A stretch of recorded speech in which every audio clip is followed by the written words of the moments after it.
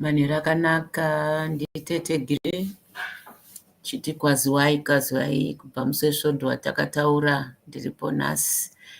I'm here for a short time. Gosh. Ndikuya nenyaya inorwadza fani yekuti every time mukaiona ichiitwa yataurwazve ichitaurwazve. Kune vanobuda like this, but kune vamwe vanongoenda quietly vasina kuburitswa mumapepa. It's happening around us, and pane way yekuti tistope this. I don't know kuti munhu unenge wanyanyotsamwa seiko, kuti unobva wati munhu waive dhiya wako zvino chachigebenga sure. It's really nice. I think vanhu venyu svondo rine maona. I'll put this picture in. I think pasvondo rine pakabuda mudzimai musikadzi uyu mwana wangu ngauti mwana. She's young, she's a runner, a champion in the face of the world, but murdered by her husband. I don't know to South Africa or what, so I need to put the picture up. Timbo, I'm not, it's just a picture, this one. So iyo picture ndiri kutaura iyi. Picture iyi yakaiswa yanga ichitenderera I think last vaiona yanga ichitenderera chaizvo mumachati makasiyana siyana ichitaura nezve this little lady akaurayiwa nemurume wake. You know, I did good more. It's not even just kuti she's dead. What I want to talk about more is support your family. You find kuti kana inini ndirimo ndidudza ndiri kutsva ndozvinondinetsa so pahama, especially kana murume uyu ane mari. Munoona muchiti mwana ngaadzokere, iye ari kukudzai kuti kuri kupisa kumba kwandiri kugara.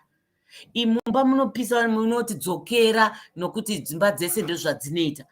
How do you know shuwari kana musina kupfeka bhutsu yake yaari kufamba akapfeka chikudza kuti bhutsu iri kundirwadza, iri kundisa konzi, imi munoti haiwa pfeka ichadhamba. Mwana uyu akabuda mumarriage akati ndofunga kuna nababa vake uri kungave kuhama dzake, akaudza kuti ini murume uyu unonetsa, murume anorova, murume anoita sei. Akanzi dzokera.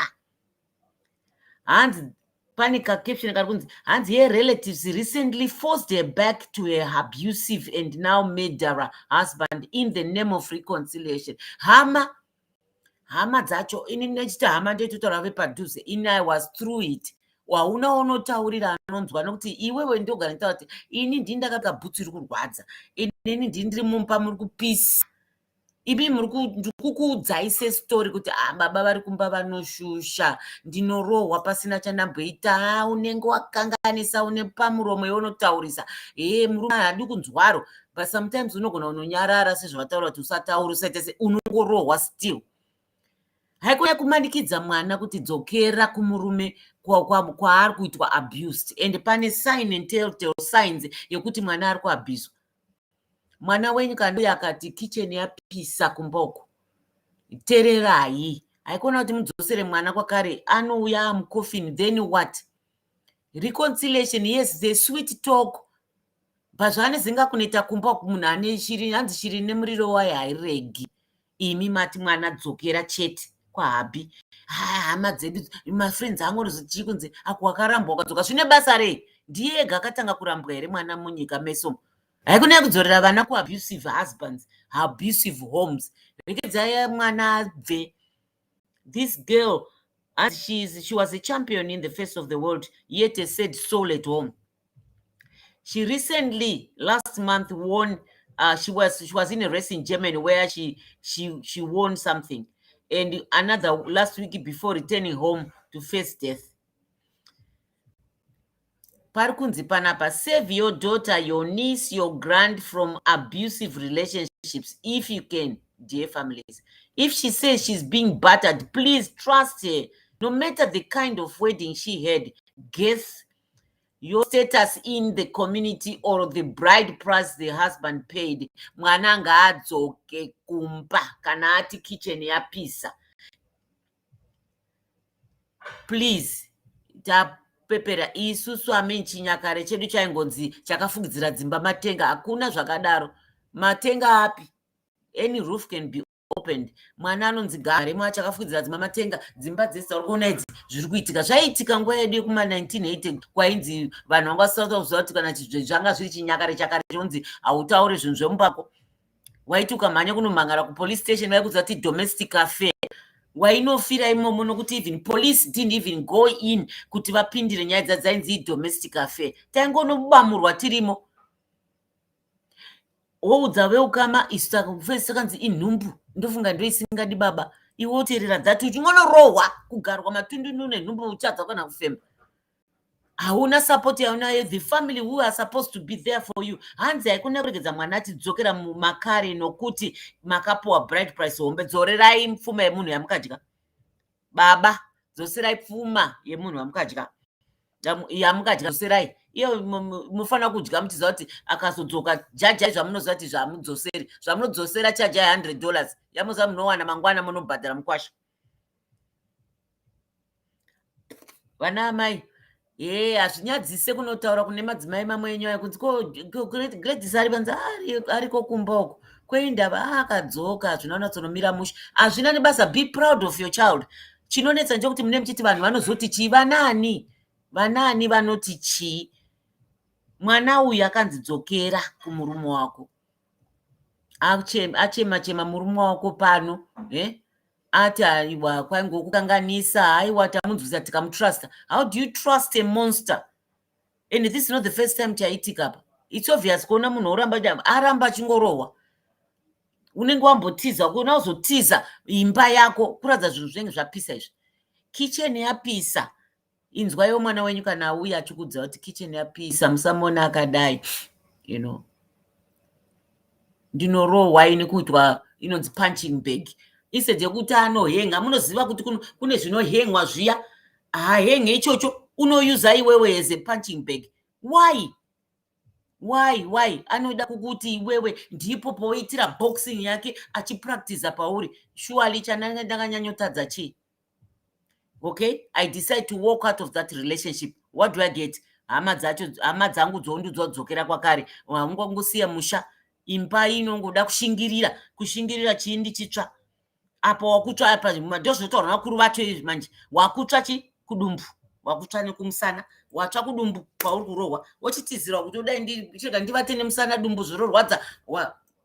Watsva nedumbu. Watsva nemusana. Kwawatizira hapana. Mainia.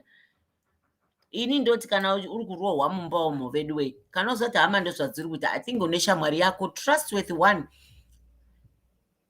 Vari munyika muno mune ma-resources maybe nema-tools ekuti ukwanise kubva mu-relationship yakadaro.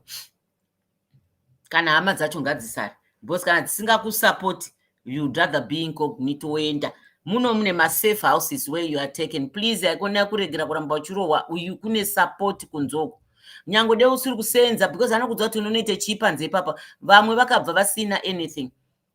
But they make that emotional also plus physical. Unogona kupuwa both. You can be dished both. Kuti urichi, you are nothing. And hapana chaunokwanisa kuita panzapo. Urichi, wakazeta se. And all those things will be new. And unotanga ufunga kuti sure, what am I going to do outside there? Ndinonosafa, ndinonoita say, no, please. Your life comes first. The rest follows. Don't get there kuti uramba uchingobamamurwa. Istairohwa kwakakusina those things in place. Kwakusina ma-structures aripo to help women. Waiti tikarohwa tikaenda police station kwandikamhanya nchienda vakandisidzokerai kumba vakatoseka varume vanga varimo vakatidzokerai kumba. Vakadzi vese vakatiza munoti mese ndimega marohwa munhu. Vakadzi vese vakatiza vachiva police station tinokuisai pai. Ndiye mutaura nemurume mufanira kuteerera kana murume achitaura muda kuzvita murume mukati memba dzokera kumba dzokera buda it's a domestic affair aitaurwa pano. Unobva uri mukofini vangani vavigwa makadzi nenyaya yekurohwa nevarume. Mwana wako warohwa auya. Vana amai, you are a woman, you need to also to think kuti mwana wako what they are going through. Murume cannot understand sometimes vana baba vanenge vachiti murume mukwasha ari right, kana mukwasha wauya kuna baba vacho anenge achibehave like mukwasha kwaye.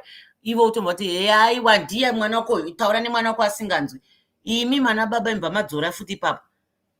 mwana wako kana auya achitaura nzwisisa kurwara kwomukunzi wako kuti mwana wangu warwadziwapa. Handingangouyi ndichiti murume ari kundishusha achindirova ndichida kucreata story. Okay, investigatai kana muchida. Investigate, because shokwadi is so painful kuti munhu ambouya achikudza kuti ndarwara, ini ndikurwadziwako. Zvafanira kuti uende kuANE wonzi adzokera hausi kurwara iwe. Uri hypochondriac. Vangani vakaenda kakawanda achinoudza doctor wake kuti I think ndikungonatsorwadziwa, and the doctor akutomukuve dismissive zvazvokuramba kuti vanonetsa vanongoti apa panorwadza. Wotozoona kuti munhu wakaregerera akanga ane cancer, but vaifunga kuti kungoda kuema, you're crying wolf. Not everyone cries wolf. You need to investigate these things. Haikona kufunga status yenyu mucommunity, whether muri pastor kana kuti muri minister or muri elder muchechi anorespectwa. These things happen muri human being.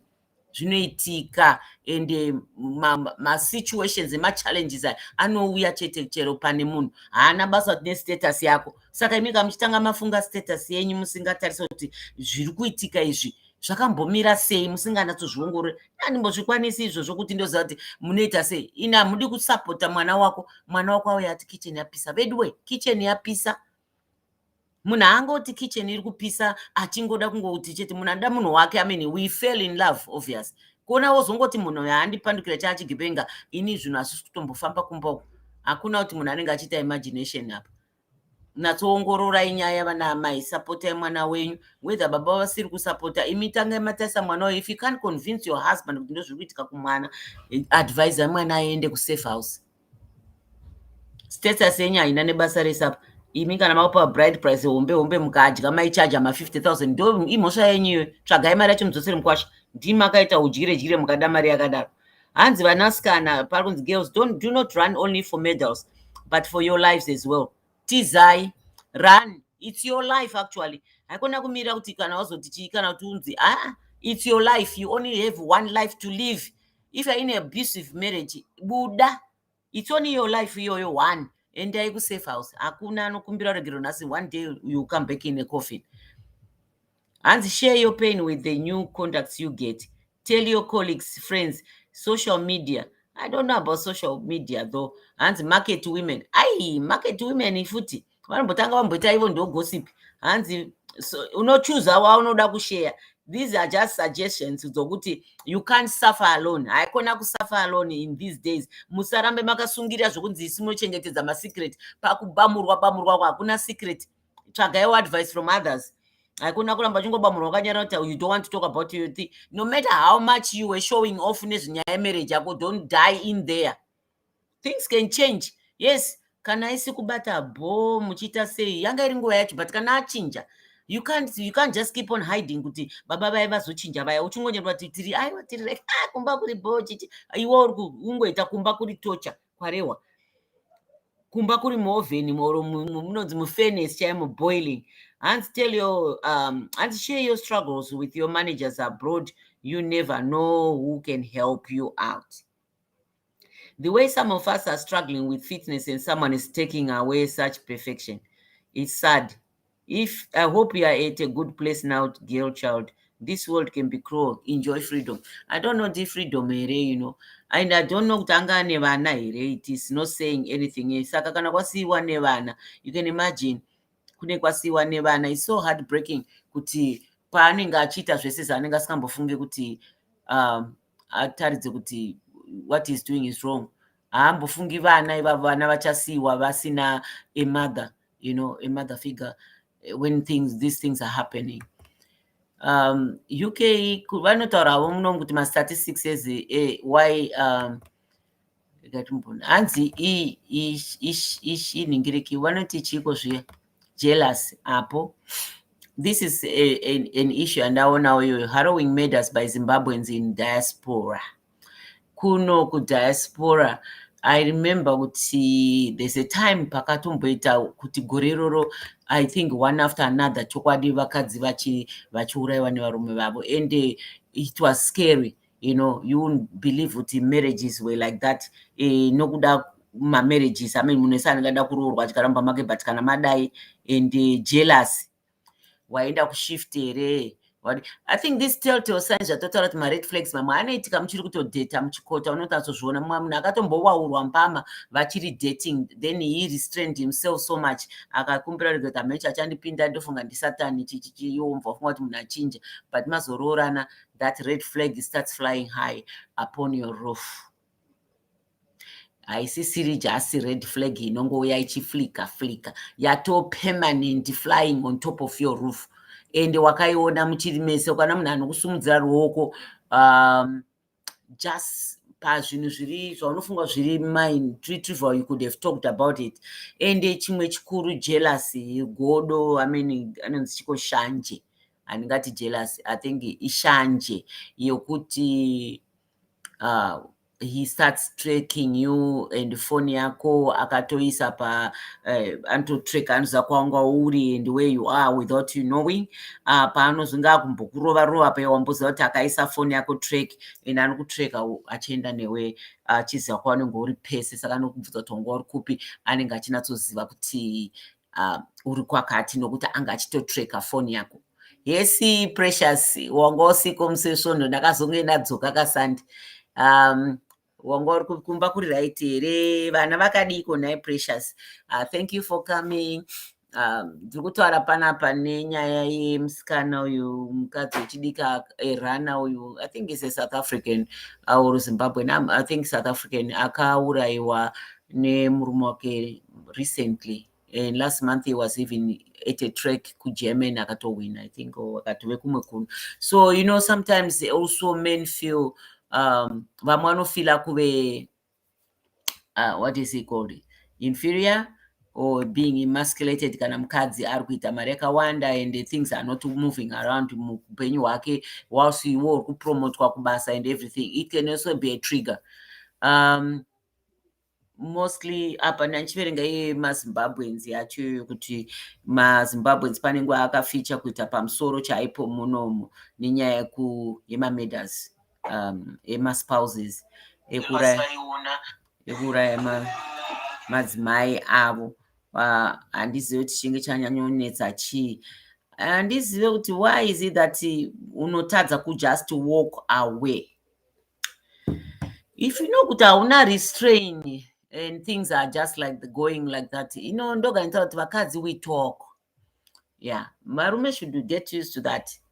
Tinotaura, but we just back. Sometimes our back is, you know, our back, you know, go back in a bite. Our back is more than our bite.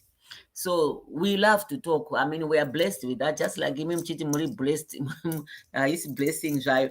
But it's a trait in us, just like your trait. It's not boys will be boys or this and that because we choose to relate to our room. It's also a trait. Sometimes you don't even want to talk, but sometimes you end up talking. So tinotaura, so kana jera ndozvita vanhu vakumanoko inda kudza vana vachikomana nevarume mukadzi kana achitaurisa either you keep quiet and bide your time and then respond to whatever she was about, instead of both of us wowing. In the end you get upset. But I don't think it's right kutusumudze ruoko uchirova, because once you do it the first time watove trend, it means uchaita futi kechipiri, uchaita futi kechitatu, and then itopesera itove magariro. But one day ucharova pasiri right, and then mwana wavanhu wafa. Imi mana mai kana ate yapo oga iyo inonzi argument yenyu haipere mukungopinzana kwemashoko chete, inopesera ya argument inoenda pazvibhakera. I would always say kana wanati kwasvika nyaya zvinyararire. Iwe munhu wechirume wacho unoti vatonyarire mai, I think stand up and leave the house, mumboenda kunofurwa nemhepo somewhere. When you come back things will be different. And you find kuti pamwe iye anenge apedza ushungu wokupopota vari kumba vanenge vapedza ushungu, unless vakasvikoita futi pikerera vakadza munonetsawo futi ipapo pikerera yenyaya imire bawi, munogona kuti izvo zvamira paanonodzoka munotowana anotowana makatomira kumira futi mukontinue. Dzidzaiwo kuti kana mapopota mukapedza stimu yenyaya itarani nyararayo, nyangu marwadziwa sei chinyararai, then momirira kuti chi nyaya iyi haichataugwi. Kana yazotaurwa mumusi mune mese marational, because nyaya dzokutaura nyaya makatsamwa ndo dzinolida to some uncontrollable whatever, you know. um, so it's nhasi nangoti taure nyaya inorwadza, because I mean, having gone through something like that, and those days there were no structures or even tools to help abused women. Whilst now there's all sorts of structures out there. Safe houses are there so that they can help you, heal, while at the same time trying to help you, especially with children or without children. Vachikubatsirai nyange kumusha iri komusasa project and other places where you can go kana muri muabusive relationship isina anosupporta, because vabereki kana varipo vari vapenyu, or even vanahanzvadzi or something, supportai mwana musisi venyu or angave nisi angovani going through this. You need to talk about this. Hakuna kuti mumuti dzokera and close the door on them. Akadzoserwa marelatives ake ati maybe dzokera vana baba, takadya mari yemunhu, haungoti paungosunzurwa ruoko. Sometimes you need some discipline. That's what they always think. Kana vari vana baba old school, they think kurohwa discipline inoitwa nemunhu womurume achindidisciplina ini kundiita semwana wake. So haunge uchiteerera murume anoteererwa, pamwe ari kuteerera murume wacho welse, murume wacho maybe just feel something else. I hope we know all these vanoita izvi ngave varume vakadzi, because the ratio, they say men are more, the percentage is more of men who are killing wives than the wives who are killing men. The percentage is 6%, and then for the men one is over 40% of women who have been killed by husbands or boyfriends or something like that. And it means the trait is there, kuti the trigger irimo kuti munhu womurume akatsamwa anofunga kuti violence, inonzi kusumudza ruoko, violence is the end of everything. Vana, I think because vana chikomana uchitarisa nyange vari vana diki kutamba havagoni kutamba zvisina vanoiti chiko tsiva ndingati chi, but they always want to wrestle. They have all that energy, pent up energy in them. Wasi musikana angona kutamba nezvidhoro zvakare apo, vakomana they get restless nyange vatamba nezvimotikari akasumuka vanokuda every time inongo that energy. It never stays kuti icharamba uri kuvana vadiki, ngaigare ikoko. Kana vava vanhu vakuru, that energy should be turned to positive instead of always thinking kuti tora zvibhakera. Because ndinogara nditarisa pandodhriver manheru kutendererako, mafights ese andinoona ari kunze uko, anozoti ndakatoshama musi unoti vakadzi tiri kupengereka chaizvo ngati yezvo zvinyuwani izvi. Most of the time mafights vakomana baba vatona vakomana futi, but vakadzi vacho vanga vachipengawo vachideidzira vari ipapa and ichito ndikati avo vasikana vane vhivha havadoro rapinda uko. But I mean, this is the cause of alcohol. But most of the time my fights kunze, they are always there. And by Friday nights it's always fighting this, fighting that, fight. Yes, zvinonzwisa tsitsi, precious, and it's really something. I don't know. If I had a daughter, I would straight away, the moment he just comes, arundita duru, watofunga tini ndiri Cassius Clay, ndakutaura vana Muhammad Ali, vana niko vemazuva ano, anonzani this guy akarohwa musono, ndakutomushaya nezita racho rusha. Kuda kuita boxing neni, why would you want to fight me if you think I'm the weaker version of the human being, and you think iwo wakasimba? If you're strong, too strong, why would you want to fight me? He knows that andimbofana kafighta back enough for you to even feel it. That's why on the end was on Zomiron's wakarara fana urara kwasvinura so one, because that's the only time I'll catch you without feeling, uri powerless. Hanzi unenge watora enough, because vamwe varume havana respect kuvakadzi. Mai vangu vaingoti, if you are tired, come back home. That's exactly, mwana anofana kufila kuti ari welcome back. Azvoti kana marodza mwana, that's the thing, because uyu musikana haana kufila kuti ari welcome, because they told her to go back and then she was killed. This is recent. It's not even something that happened gore rakapera or something. This is recent, because last year she ran in a race to Germany. She was a runner. Saka akafa last week or something like that.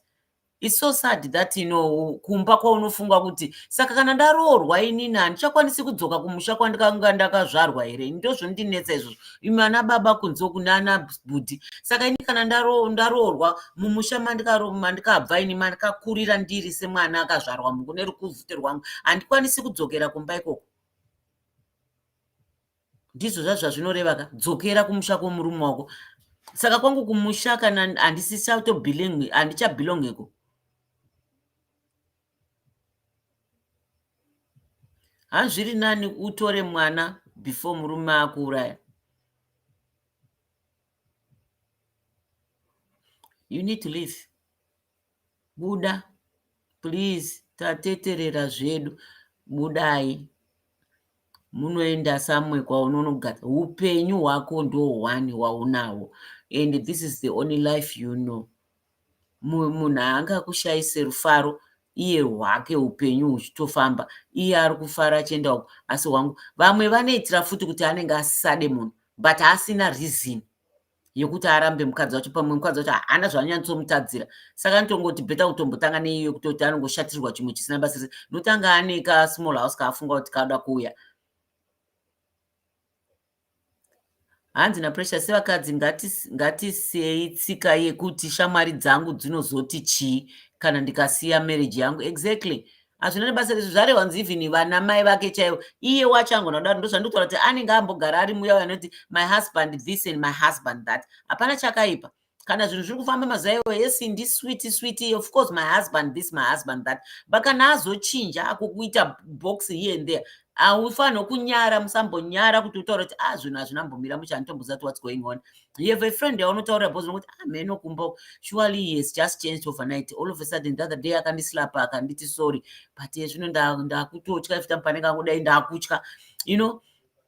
Akutanga kufilisa anxiety, these things and so forth. Wakutoona kuti rudo rwuyo hapasina. Zvinopera sometimes rudo. Rumwe runogara ruripo nokusingaperi, yes, but rwakangooma, asi rumwe runopera.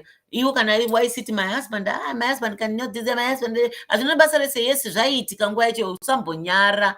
Haikona kufa nokuti uri kuti vanhu vanozoti chii nokuti ndaimboti. Hazvina nebasa rese. Kana waimboti, nguva yacho kazvazviri izvo zvazvichinakidza. Kana zvovava. Kana zvavava bvumai kuti zvavava zvinhu izvi. Haikona kusora uchifunga kuti nokuti hevo ana tete Gire takasiya, ndakabudamo ini. Tatoona kuti inga zvakutondofa pano. Takapabuda. Vanhu vanotaura uri news today, news dzese dzine flash, dzinoitika nhasi vanombotaura nezvako zvinoita sei, vanobvisei pauri. Iwo zvifambira wakamisa musoro wako kudai kutousumudza very high. Haikona kumbonyara nikisi. You saved yourself. I mean, your life, it's your decision. Haikona kuti vodeciderwa nana mai nababa kumba uku, vana baba nana mai munodzosera vana vachitadza kuuya kumba achirohwa. Takamboitaura panapa naTete Flo. Tikatombotarisa ndikati pane rimwe movie vaituka mumwe wacho kumudiki uyo anga asingadi kuroorwa achinzi your sister, look at your sister, she's married, she's living well. Akazodzoka mumusisister akavaudza kuti ndairohwa nchiita sei. Baba wacho akatsamwa akasumuka kuenda ipa kunorova mukwasha uya. You see, havana kutora side remukwasha. Paakadzoka akanzi what is wrong, akauya akazvimba manje kumeso. This time he made a mistake yekuti akarova kumeso. Akati this time no, handitomboregedza, this is the only time I can go home. Ndopaakadzoka kumba nemasuitcase akakatinda zvikanzi I'm really tired, this guy is gonna kill me. This is what he has done. Agovhura meso wane mukati mebhodhi yeso airova sometimes nemabhande. Saka vazoona vakati ko mai vacho vakachema vakati ko waidii kutaura. Akati ndaitaura sei muchipraisa murume wangu zviya zvokuti mukananya kumune shamwari dzenyu, I didn't want to disappoint you. Nokuti maitika muchitaura neshamwari dzenyu munopraisa murume wangu nemugariro wandikaita, but I've never been happy since I've been in that house. That's why on purpose I never had a child. Because I didn't want any ties to this man at all. And kana aindiuraya handinamboda kuti ndisiyire mwana wangu maproblems. You see how things go. How zvamunoita imi maparents if you are not supporting really mwana wenyu achikudza kuti kitchen yapisa. Kana mwana ati kitchen yapisa, bvunzai kuti yapisa yakatanga rini kupisa kudaro. Be interested in that. Anokuudzai nemasituation mamwe mawo amanga musingatooni even papublic pamange muri pamagatherings zvaitomboti zviitike, but aibvazowanziza imi matomboona pane something chaitika ozoyangoseka and so forth. Murume ndo zvaiita murume wake shanje godo. I mean, not shanje dzakashata. And also iyo yokungofungira kuti maybe I'm having an affair before you chop me off. Tanga waprova ka. Haikona kungoti ndofunga uri kuita affair.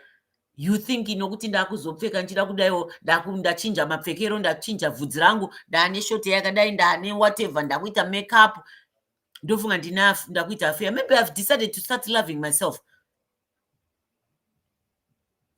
Iwewe haikona kutanga wafungira kuuraya munhu on just a suspicion isina magrounds ekuti wandibata chaizvo ndichinatsita affair. In an alleged affair, you go and kill a woman.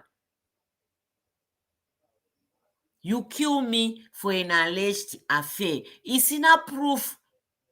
Isina undibata ndichiita that, but you just suspect from my actions kuti ndofunga ndiri kuita ndine boyfriend or ndofunga ndiri kuhura chete on the side. You kill somebody.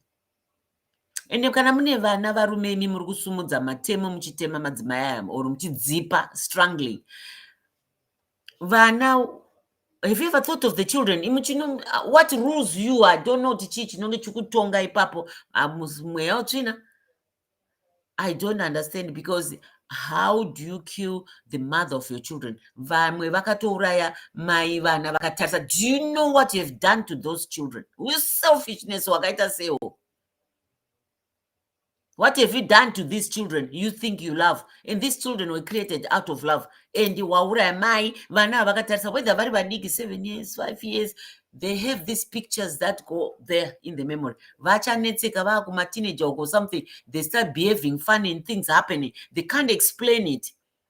And what have you created? Imi vaenda kujere of kind, fine. Vamwe vacho ugwara, they kill themselves. How weak is that?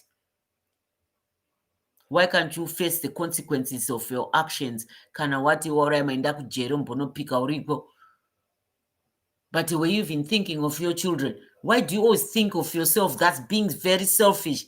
Think of yourself all the time. So sad. Ipapa vatsamwa ava mwana mukadzi is doing well and what is known. Ivo vasiri known. Zvine basa rei, are we competing here? Wakandiwana ndichiita running. Wakandiwana ndichifamba kuenda kunyika dzakawanda ndichihwina mamedals ndichitaurwa nezvangu mumanewspaper. So what is new?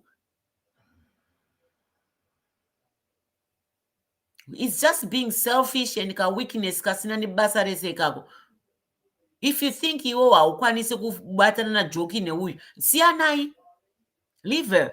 Go and find wako unofunga kuti iwewe ya superior. It says you watadza kuti raise up from wherever you are. Come on, akomana we. It's not nice, It's not right. Madanana. This is out of love. Madanana endi chino chazoipa chi, It's really sad. Takazvitaura natete Flo pano chipa examples. Chipaura even maZimbabweans muno who did certain things. I remember a case of someone I knew some years back. Changopinda muno a year or 2 years. 2 years changopinda muno.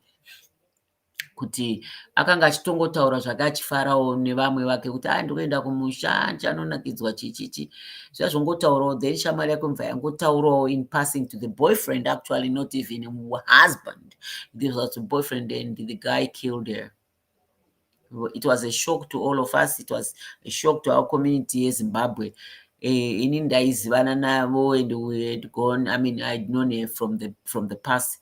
Tese takashokekana even when we went to the funeral or something achimira bodies zenda kumusha. It was sad kuti out of just a whimsy thing otodedza munhu kuti osaka ukuenda unofara kumusha ndosaka wandisiya kunoko ndeka Tese ende kufara kwacho ndoita kumusha ndikunofara nevanhu nehama dzangu dzandisina kuona for a long time. Chai zvaipei kwakukodobura nemaziso hawo kuti munhu anenge ari mbanje ari pai here anzi so that kwauri kuenda unoone anything. That's how crazy people are. It's scary that it can happen like that, Exactly. Vamwe varume havadi kuti vakadzi vaite mari kuvadarika iproblem. Then chiseenzai chiita zvaunoita kuna ramba uda kudzosera pasi hatisi kukompita. We are supposed to work together. Kana iwe wakagara udhara utoona mukadzi ane mari then hakuna kudanana naye. Wakauyapo sei uchizati mai vagara vachitotambira mari yakapfuura yako. And if you're not going to improve yourself in the relationship so that iwewe zvoramba zvako kungokugogonya kuti nokuti unondida nokuti unotambira mari yakawanda kupfuura ini, and so for they become wakutoita kunge yatove issue yagara yanga iripo, wagara uchizviziva kuti ndotambira mari yakawanda, ndinoita mari yakawanda kupfuura iwe, and patikauya takapinda murelationship uchizviziva, and you used to enjoy it, ndichikutengera masutu money suits, and now all of a sudden wakufila kunge wainferior, you know, is something chawaiona ndakutengera this pamapfeka mawochi awo ndaikutengera, you used to accept that, ukauya ukandiroora nhasi zvaipa uchada nokuti ndiwakuti unotambira mari wakawanda haundirespecte munomba. Is something you know, wakapinda zvitoripo, gadzirisai imbwa ngobva kana zati uri murume uya kuti unofiliswa inferior neizvozvo, then don't even approach the woman zvako iwe precious, don't. I would say siyana naye mudzimai wacho, because hakuna kuramba kundiimbira record yandiri kuziva kuti kudhara ndeiziva kuti ndiseri yaari kutoimba.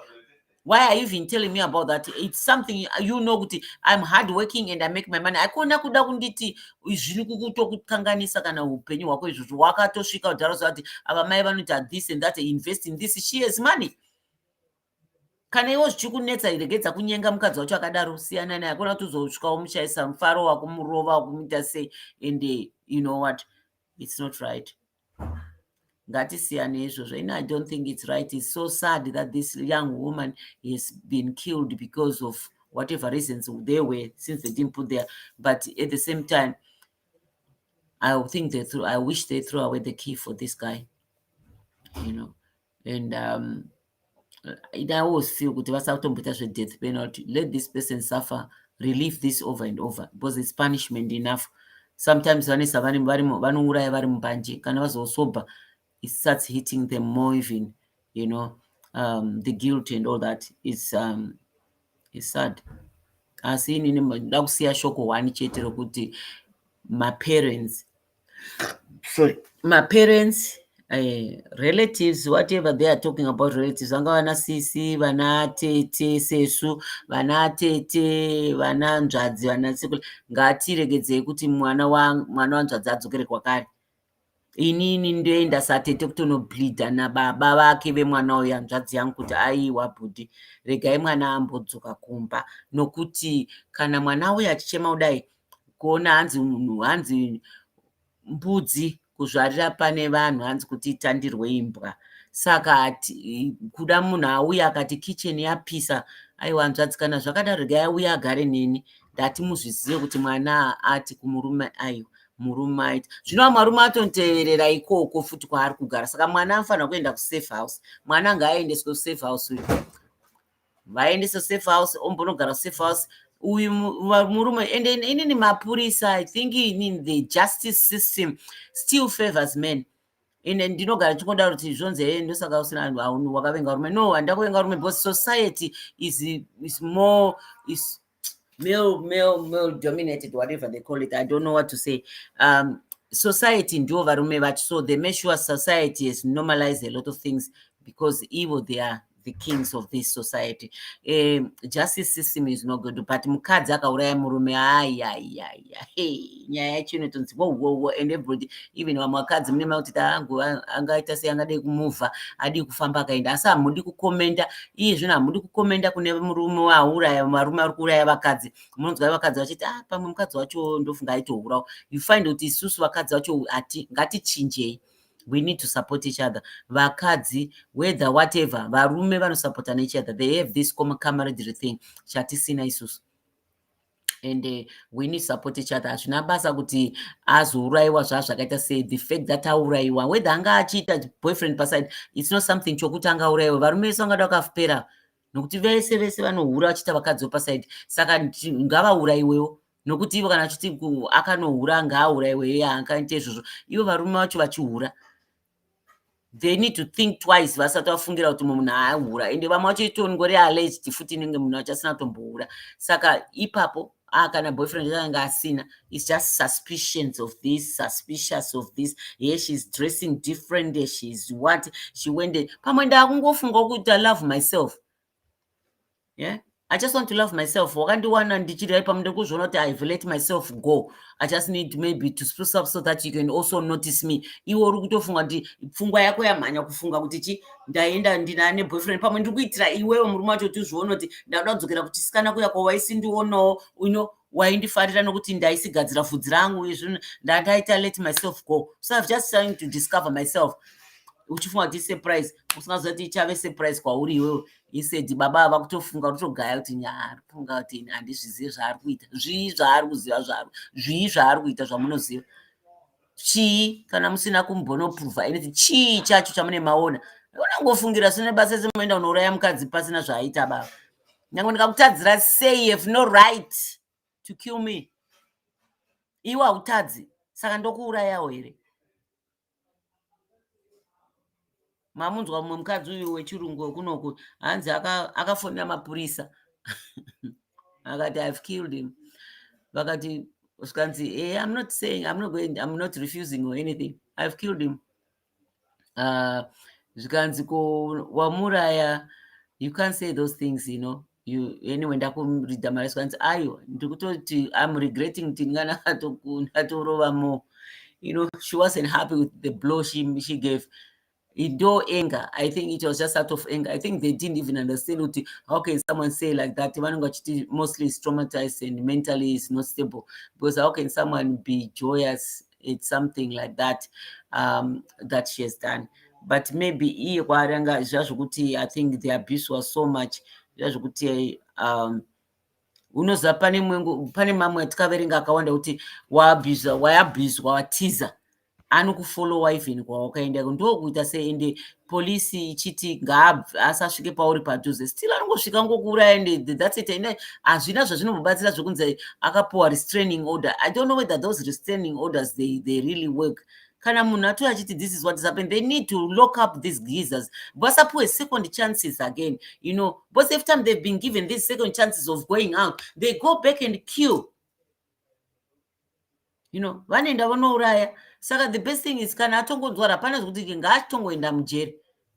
You know, the problem is pamwe kana azokura akazilipa, I don't know, can you relocate and go and live somewhere afresh and change everything, your name? This country is huge in its own way. You just cut off everybody in order to live the life that you know, and cut off everyone completely because iye anozongokutsvaka kakuwana. Saka iwe ukaita cut off from anyone, hauna hama, hauna chiama, an orphan. You become an orphan with no one who's through. You grew up in an orphanage, blah blah blah, and now to tanga out a profile new one. Muchatoita social media, mutosiya social media because iye anenge ari kufamba pa social media munofarisa one day munoonekwa nemwe munhu because face haina kuchinja unless waita reconstruction. Saka kana watoda kuti life iyo kutosumuka kubuda munyika muno kwakunogara imwe nyika kutoita relocate and live a life and leave everyone behind because ava vacho vanoda kudai anotochete hapana ndotoda kunga atori kutosvikirwa chaiko neshavi rokuti anotoda chete kuti akuurai. Nomaita ukatiza anotoda ngokutevera chete. So nomaita ukaenda musafe house, what is the best way even to run away from this? Hatione kuti vanhu vosungwa here ava but unzi hatina kesi, anobva atsvaga lawyer and lawyer wamudefenda, lawyer ari kudefenda munhu handinatsoziva kuti munhu ari guilty. But nokuti mari yake and he's doing his job, you can't blame me either. Anobuda achifamba and from there akangobuda chete, you come and kill you. Saka toita sei paunorohwa the first time achikumbira regero, it's a red flag. He will do it again for the second time. Would you give him maybe 3 times? Akakuti the first time akurova akuti handichaitika futi, akazokurova futi womuregerera futi here second chance. Akazokurova kechi3 toita sei imbwa wabva sazvasvika kudhaka side yeviolence because it means it's not working. It's gonna get worse than that. Anyway, we need to observe a minute silent evese madzimai akaurayiwa nevarume vavo nemaboyfriends avo tichivarangarira inji vakasiya vana. We just continue to pray for vana ivavo. Vana ivavo, the noise, vana ivavo and so forth. And kuti titi vana baba ava maboyfriend aya kana pane vana you've left a wound that never heals kuvana ivava, that it will always bother them. Vana ava zvichavanetsawo mangwana. You've created something there that's gonna affect these children so much for a whole life. Why can't you just pack your bags and leave, or leave the home or whatever, tell her to leave and say, I think I don't trust myself. You need to know yourself. If you are dangerous like that, you don't trust yourself, enda hako, let them go. Kana vati vaenda, regedza munhu abuda aende. You don't want this person's body, this coffin on your head. Okay, ndapedza. I think that ndawaura nehasha, but anyway, zvinogwadza. Zvinogwadza zvikuru. Akati makaranga zvinogwadza zvikuru kuti watizira kwaunofunga ndokwaunohwanda, nokusapotwa kune warmth yaunofunga ndo yaunowana newarmth, embrace nelove, but you are told go back. The door closes in front of you, and then next time wakuya wamcoffee in your life cut short because of someone you said I love so much. You couldn't even sleep or eat when it was hot, but now it's hot that you can't even keep there. The heat you are feeling now is totally different. The kitchen is hot. Let someone come out. Akuna kurambidza munhu taramba ari mukitchen iyoyo, please. I just want to leave you on this talk. Sangana msesvondo, guys. Tichita kukurukura nezvatinosangana nazvo mukurarama around us, and zvinenge zvichitaurwa mumasocial media. Tichionawo kuti tsika yedu yakashata. Fani isitiri vetsika ka vana tete mufanira kumiramira mwana wanzvadzi kana adzoka. Tsika yedu inoti gara, ndo zvinoita dzimba, ndo zvaigariswa kare, but I don't think mazuva ano people stay mumarelationship neizvozvo, they live. And kare chinyakare cheduwo choenzi kurohwa, ndokuti mukadzi akude. I don't know, I think it's still happening kuna naPakistan ukonochi, kunzi mukadzi ukanga usingamurove anoti akude, anofunga kuti haumude. I don't think it's right, and I don't believe that's the case. Kuti kurohwa ndokudiwa. Aiwa kuti kurohwa akudiwa, hakusi kudiwa bahwi. And kana zviro zvine mentality yevanorova, aiwa kurova hakusi kuda munhu. Aiwa, kana handinamboona kwazvikatsanangurwa seizvozvo. And kana tsika yedu yaisidaro kuti mukadzi afanira kumborohwa ndokuti hakurespect. No, I can still respect you without you kicking me and boxing me. Respect is earned. It's not like he's taken for granted. You have to be respected. Iwe newe unofanira kurespectwa half, your other half. It's a part of you. Tese tinorespectana. It's not kuti ina anofanira kurespectwa nokuti ndiri mukadzi wangu ndoita zvandoda. Aiwa, no. Hatidi kudaro. Ngatigarei zvakanaka. Vana tete ndo basa renyu rokuti mumba umu mubva madzoredzera hanzvadzi yenyu kuti aisadaro. Muramo wenyu motaurawo naye kuti aiwa kusumudza ruoko handiwo mugariro unoti titaurirane zvinhu zvemumba zvinonetsa. Ngatitaurirane pane zvokuridzana mambama. Aiwa, hazvisirizvo bamunini, imba haiite chidaro bahwe. Saka ngatigare mudzimba umu zvakanaka. Yandetika mwana wavanhu wakamuda uyo achifamba apa, nokuti waiona zvinhu zvichinatsowa ari igeshesha, zvochaipeiwa kuchinja mwana wekuti atize kitchen yopisa. Aikona kupisa kitchen. Garai zvakanaka mudzimba umu. Ruoko kurovaiwa. Kana ataurisa mwana wanzvadzi yangu, kana munin'ina wangu mwana wanzvadzi, aiwa, kana ataurisa imbobuda unorohwa nemhepo. Musiya achingwengwenya ari mumba umu. Anosati ndo chiichocho. Asina iwo akusererawo hasha. Mozonatsotaura musi, imi mwana wanzvadzi yanguwo. Timing is very important. Kana wapopotawo, imva wapopota zvine mwero wokudzokawo pasi, wonyararawo, wotaura kuti I think ndagumbukawo ipapa. Mozonatsotaurana zvakanaka. Haikona kuti tozoona uchita bait murama wangu wati unondite chi, unondite kuita se aiwa ka hatidaro, hatisi muboxing ground kana kunonzi playground kwokutamba muchiita izvozvo. No, don't dare somebody. Nokuti hauzive kwaswera ari kubasa uko zvinhu hazvisi kumbofamba. Zvinozoperera pauri. I'm not saying zviri right, but sometimes vakadziwo tinodaro kuti chii chaungandiite, what is it that you're going to do to me? What varume havadi kunzwaro, musadaro. You don't do that. He will do something to you. Don't do that. Yeah, you need to be humble. Ivai humble. Be humble. Imbai haisi nyore, but haisi yekusumudzirana matemo, please. Yeah.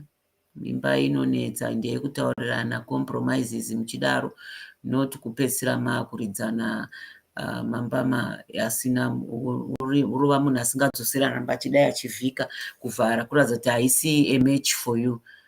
Haisi match yekuti murwe, nokuti kana uri kurovana neni then ndofanira kuti somehow fit enough to fight back. Kana ndisingakwanisi kufighta back, I'm a weakling. Iwe uramba uchingorova, hausi kuona kuti zviri one sided, haisi fair. Haisi fair fight iyoyo yokuti ungorova munhu ari kungovhara chete zviri kuuya asingambodzorerawo kana one. Haisi fair fight, so it should be stopped. You should find other ways of talking or sorting problems emumba dzisina fight yakadaro, because you don't fight someone who is not fighting back. It's not a fair fight. It means strong ne weak fighting. Sakapana is fighting kungo kuthampa somebody, and that's not how it is. And ndingati kwababa wangu vaindimhanyisa iwa kundimhanyisa iwo, waita baba futi vechitu kundimhanyisa hazviiteka, oti vana kumhanya ini ndomhanyawo yezvo aiwa ka hatidaro. Ende vana vakomana vari kuonana baba vachirova vana. Remember, vana baba kana muchirova mai, mwana wako akaroora achafunga ndo the norm, mukucreata a chain reaction yemaabusers. Anoti akaona baba vake vachiita nemai vake vachizvitora, saka akazowana mukadzi wechimanje manje anomuti police come and get this geezer, he's an abuser. Akushama kuti baba vake se vakanga vasingasungwi, because it was the norm. Aiona baba vake vachidaro, baba vavo vakaona sekuru vavo vachidaro, sekuru vavo vakaona baba vavo vachidaro. Saka it was like a generation case ye-beatings. Generation case iyo yafanira kukatwa, inotozokatwa ne999. Zvino asvika aroorwa wemazuva ano aroorwa achinzi chakafungidzira dzimba batenga. Wemazuva ano anongoti kudai kusumudza ruoko nokuti 999 polisi inongo yachitora iwe utombono womboenda muchitoksi tozotaura later nezveinnocence yako. But zvinomunetsa manje kuti koenda sungwa sei. Baba vangu havana mubvira kwasungwa, because mai vakanga vasingamboripoti. Mai vakakura in the culture yekunzi akanoorwa nomurume hapana chakaipa, ndo rudo, and also anenge achiri kudzigadzirisa. Anenge achindidiscipline zvakasiyirirwana kumba kwangu. I don't agree with that. I don't think, guys, you agree with that either. Kuti anouya odidiscipline zvaanoita mwana ndo zvaanondiitawo. So kana achindirova hanzi rudo, I don't think I agree with that either. I don't think ilove yokuti ndorwadziwa ndochema zvonzi rudo irworo. Aiwa, kokudanana nokundipuruzira nokundikisa ndo rudo. Haikona kunzi kundirova, aiwa, hakusi kundirova, handisi rudo. Saka vedu we, ngatiregedze kuita zvinhu zvokuti even vana vedu vakomana nevana vasikana vachiwacha that vanofunga kuti ndo mugariro unoitwa, and it continues, a trend that continues, which is not good. Abuse, please, guys, stop. I leave you tonight. Ndinweni Tete Gire, tosangana musi wesvondo. I love you very much. Thank you, precious, always for supporting Tete wako, and I will see you on Sunday. I think Tete Flo this time will be able to come. I pray that she'll be strong enough to come for this thing. I love you, and I leave you with my usual signature kiss, and isiri yekuruva namambama. Yeah, I kiss. I leave you and love you. So here